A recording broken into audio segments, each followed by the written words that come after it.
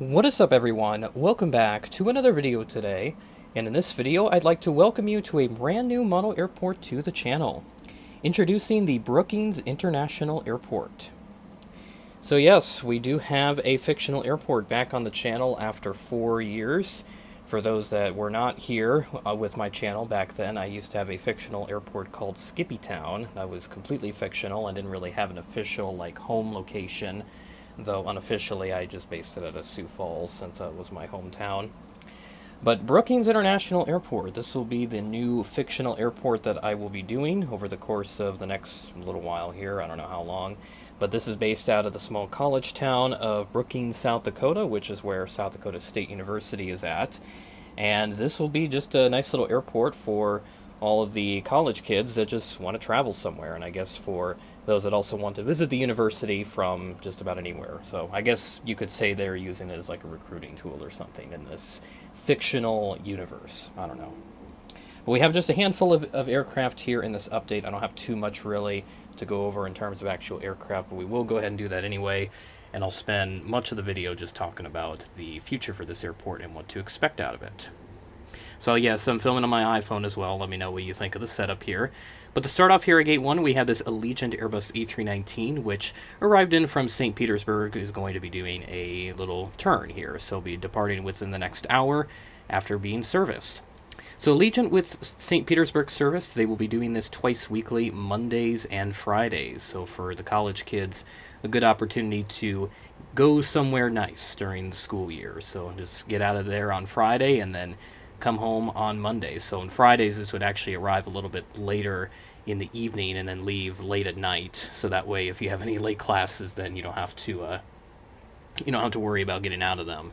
So nice little setup that Allegiant has going here. And of course, for Mondays, this would arrive early in the morning, at least enough time to get to your first class of the day, if you will. Gate 2 is empty, though it was previously occupied by another aircraft. And then here for Gate 3, which is actually being pushed back for departure to Chicago O'Hare, is this United Express CRJ 550. So United trying out the CRJ 550, though likely they will make some occasional swaps to the SkyWest operated CRJ 700s. But this GoJet 550 is going to be heading out to Chicago, and they operate this on a daily basis, so 7 times a week, as noted there. You also note I have some really nice GSC. This is the Tiny Tugs GSC that I recently got. Super duper nice. Highly recommend that you at least get a set of one of these. And I have some other GSC mixed in since I didn't get, the catering vehicles and baggage conveyor belts. But the fuel trucks, the baggage carts, the air stairs, and of course the pushback tugs, as I mentioned already, those are all from Tiny Tugs. So highly encourage you to get some of their ground service equipment because it is super nice. And then the last aircraft at this makeshift terminal here, pulling into Gate 4, is this Delta Connection CRJ 900, which arrived in from Minneapolis, and that is also a daily service. Though it looks like they might change that in the winter. As we get into the colder months, they might drop down the frequency of that, so we'll see how that plays out as we move forward. And then Gate 5 is an empty gate. This would likely be used as an overflow gate in case, like United, Delta, or Allegiant, if they're already occupying one of their gates, they can just park at Gate 5 for easy use. And then taxiing out for departure is this United Express CRJ 200. This SkyWest operated flight will be heading out to Denver, and this service is also daily, though they may drop this down later into the winter months depending on the demand, so we'll certainly follow that and see what develops out of that. So that's all the aircraft that I have for this airport update for Brookings International Airport. Kind of wish it was as big as what Skippytown was when I ended that airport series, but as you can tell, I don't have a lot of space, so really just confined to this little area. But I'll try to get creative and introduce, many new services later on in this series, so we'll certainly experiment with that as we move forward. And I'll just give you a general tour of this little makeshift diorama that I have here, which I kind of did already. But there you see the 5 gates, which is where the commercial aircraft will park, of course. And I have this yellow line to indicate this makeshift taxiway here, which leads to this runway, which I'll try to see if I can get something printed out for an actual runway. So yeah, with the walls there, they would have to do some sort of Kai-Tak-esque approach, except a lot more aggressive, if you will, which I don't think the aircraft would be able to handle in real life. And I also have some de-icing equipment just sitting here on standby since this airport is based out of South Dakota.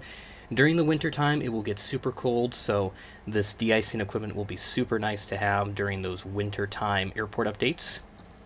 And then this makeshift building that I have here, this will be what I plan to use is like the FBO. So in future updates, I'll actually have some markings for parking for GA aircraft and also like FedEx feeder services, which I'll introduce in the next update. So stay tuned for that. That will be in September. And yeah, that's really all I have, at least for this first Brookings International Airport update.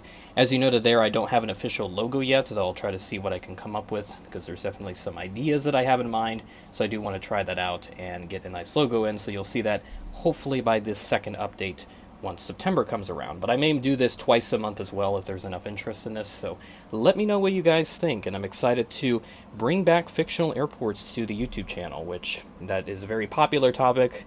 Obviously, if you watch Connor's YouTube channel, he's got the big Great Plains International Airport, which I've heard some rumblings that there might be a service out of the Brookings International Airport to Great Plains coming soon, so be on the lookout for that, because that will be super fun to have, and possibly some other fictional airports. So that is my plan, to incorporate other fictional airports that are in this community into some of these updates. I think they'd be fun to do.